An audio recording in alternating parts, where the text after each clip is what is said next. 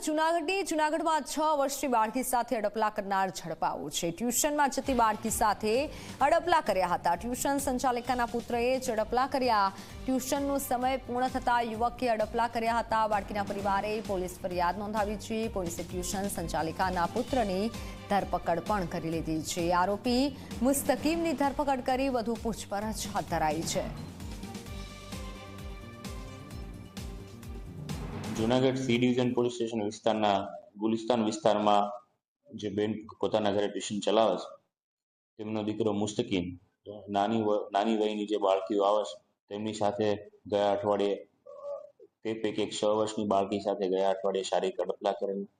આ બનાવની છે એ બાળકીએ પોતાના માતા પિતાને વાત કરતા સી ડિવિઝન પોલીસ સ્ટેશનમાં બીએનએસની કલમ 75 તથા પોક્સોની કલમ 8 અને 12 મુજબ છે ગુનો દાખલ કરવામાં આવેલો છે। હાલ આ જે મુસ્તકીમ કરીને જે શખ્સ છે તેની ધરપકડ કરવામાં આવેલી છે।